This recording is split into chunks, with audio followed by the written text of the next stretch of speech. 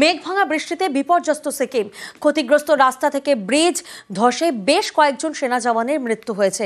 নিখোঁজ রয়েছেন অনেকেই। লাচুংয়ে আটক পর্যটকদের ফেরানো হচ্ছে এবার গ্যাংটকে।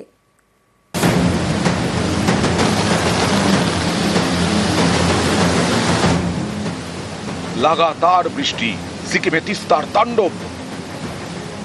জলের তোড়ে ভেঙেছে ব্রিজের পিলার, নেমেছে ধস। রবিবার রাতে ধস নামে উত্তর সিকিমের লাচেনের কাছে সেনা ছাউনিতে 9 জওয়ানের খোঁজ মিলছিল না। সোমবার কয়েকজনের দেহ উদ্ধার হয়। লাচেনে নিখোঁজ জওয়ানদের খোঁজ চলছে। অন্যদিকে বৃষ্টির জেরে লাচুংয়ের বিভিন্ন জায়গায় আটকে হাজারের বেশি পর্যটক।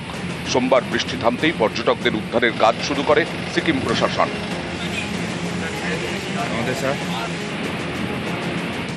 हम लोग थोड़ा सा खुश हुए हैं क्योंकि हम अपने घर की ओर जा रहे हैं। ड्राइवर भैया ने अचानक से फोन किया कि आप लोग रेडी हो जाइए और उन्होंने हमारी बहुत मदद की। ड्राइवर भैया tourist who was stranded in Lachung, they have been rescued. यहाँ से कहाँ लेके जाएंगे इन लोग? यहाँ से फिदांग एंड फिदांग से Gangtok taken. Lachen is presently cut off from Zema side and Rabong side, but Lachen में जितना भी टूरिस्ट है they all are safe and NDRF is also there. তিস্তার তোড়ে সিকিমে বেশ কয়েকটি ব্রিজের ক্ষতি হয়েছে। মারাত্মক ক্ষতি হয়েছে ফিদাঙ্গে ব্রিজের। এর জেরে মঙ্গন থেকে চুংথাং যাওয়ার রাস্তায় তৈরি হয় যানজট। তড়িঘড়ি রাস্তা সারাইয়ের কাজ শুরু করে প্রশাসন।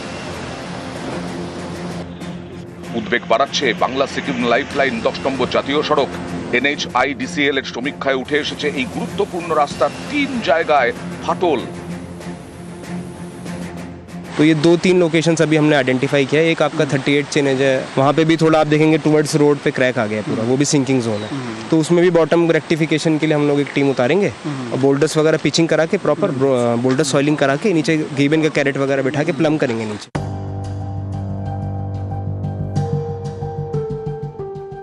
সিকিমে দুর্যোগ, একই ছবি উত্তর পূর্বের রাজ্যগুলিতে। জলমগ্ন অরুণাচল প্রদেশের বিস্তীর্ণ এলাকা।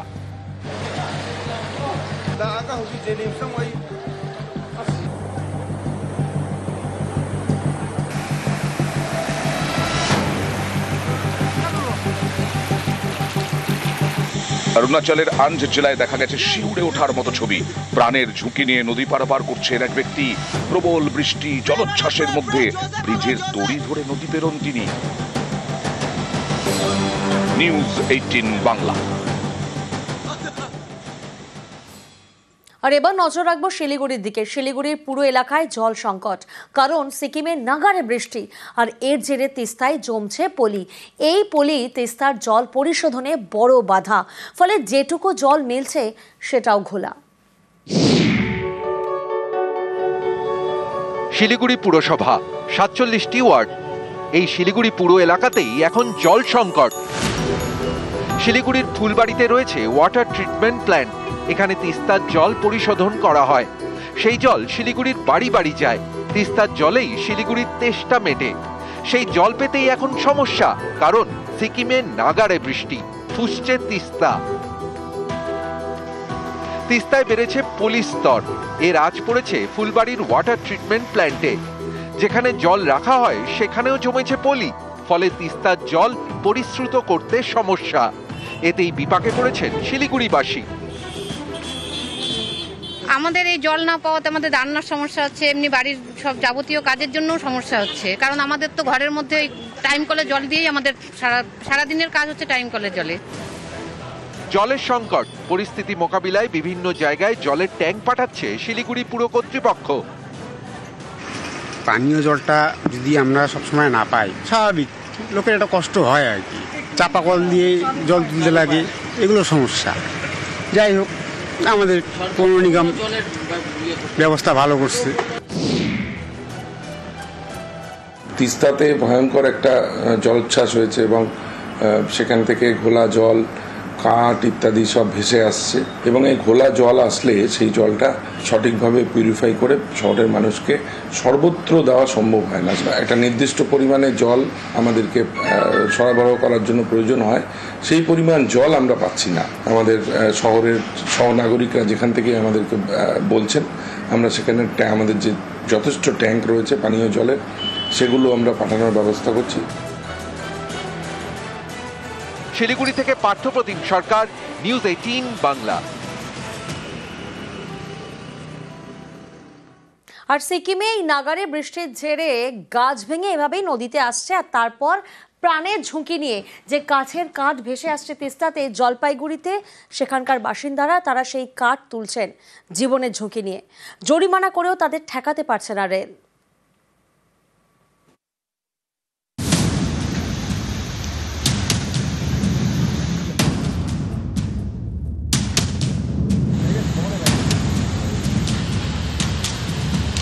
তিস্তার ওপরে রেল ব্রিজ, সেখানে গিঁট দিয়ে শক্ত করে দড়ি বাঁধা। এই দড়ি বেয়ে একের পর এক যুবক নামছেন তিস্তায়। তিস্তায় নেমে একটার পর একটা কাঠ তুলছেন, তারপর সেগুলো মাথায় করে রেল ব্রিজ দিয়ে নিয়ে যাচ্ছেন। ফুঁসছে তিস্তা। জলপাইগুড়িতে তিস্তা পাড়ে সতর্কতা জারি করেছে সেচ দপ্তর। এরই মধ্যে জলপাইগুড়ি সদরের দোমোহনের কাছে এই ছবি। তিস্তায় ভেসে আসছে কাঠ, সেই কাঠ সংগ্রহ করতে উত্তাল তিস্তায় নামছেন স্থানীয়রা প্রাণের ঝুঁকি নিয়ে।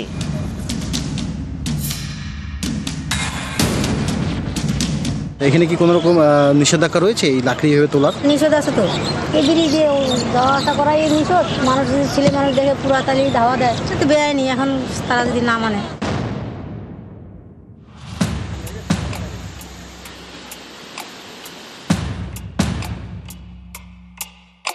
সিকিমে এক নাগাড়ে বৃষ্টি, তার জেরে ধস। এতে আশপাশের জঙ্গলের বিভিন্ন গাছ ভাঙছে, কাঠ ভেসে আসছে তিস্তায়, নামছে সমতলে। এর মধ্যে রয়েছে শাল, সেগুনের মতো দামি দামি কাঠ। তিস্তা থেকে সেই কাঠ তুলে বিক্রি করা হচ্ছে বাজারে, এর জন্য জীবন বাজি।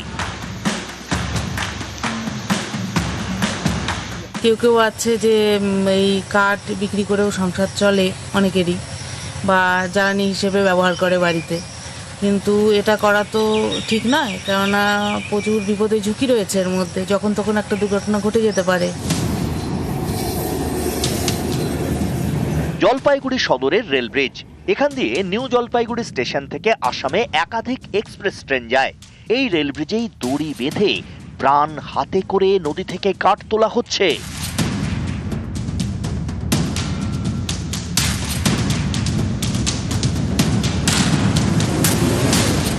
জলপাইগুড়ি আরপিএফ সতর্ক করেছে, জরিমানা করছে, তাতেও বন্ধ হচ্ছে না।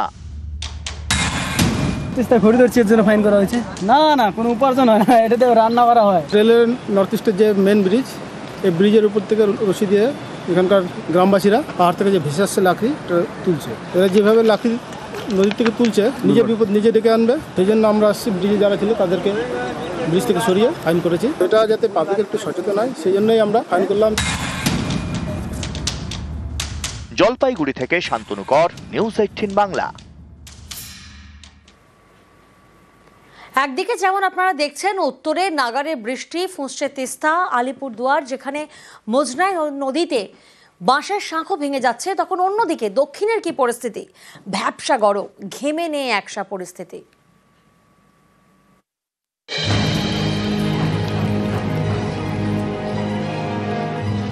নাগারে বৃষ্টিতে ভিজছে উত্তর, ভ্যাপসা গরমে ঘামে ভিজছে দক্ষিণ।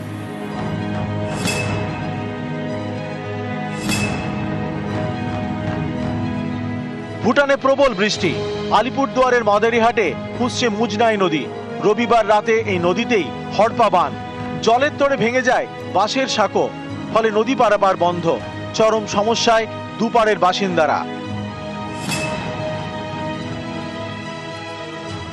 শিলিগুড়ির খড়িবাড়ি, রবিবার রাতে এখানে বৃষ্টি এবং ঝড়ের দাপটে লন্ডভন্ড বালাকার পাড়া এবং পশ্চিম হাওদা ভিটা। বেশ কয়েকটি গাছ উপড়ে পড়ে, গাছের ডাল ভেঙে ক্ষতিগ্রস্ত হয় 25টি বাড়ি, একটি অঙ্গনবাড়ি কেন্দ্র ক্ষতিগ্রস্ত। গাছ পড়ে আমার ঘর বাড়ি সব ভাঙে গেছে, ওয়াল টোয়াল সব ফাটে গেছে। ঘরে তো থাকাই যায় না, সারা রাত জল। বাচ্চাগুলোকে নিয়ে কি করে থাকবো? সারা বর্ষায় তো আমাদের কাটতে হবে। দুটো গাছ উপরে গিয়ে ক্ষতিগ্রস্ত। আমাদের একটা এসএসটি স্কুল আছে এখানে, সেটা ক্ষতিগ্রস্ত হয়। সুভাষ মালাকার বলে একজন আছে বাসিন্দা, তারও ঘরের অর্ধেক অংশ ওয়াল থেকে নিয়ে টিন সব ক্র্যাক হয়ে যায়, ভেঙে যায়। গাছটা তাড়াতাড়ি কাটা হোক, ইলেকট্রিক ডিপার্টমেন্টকে বলা হয়েছে। মেম্বারও ফোন করেছে যে অতি দ্রুত ইলেকট্রিক তার, গত রাত থেকে এখানে লাইন নেই, ব্লক হয়ে আছে। এই গরমের দিন আমরা বিডিও ম্যাডামের সঙ্গে কথা বলবো।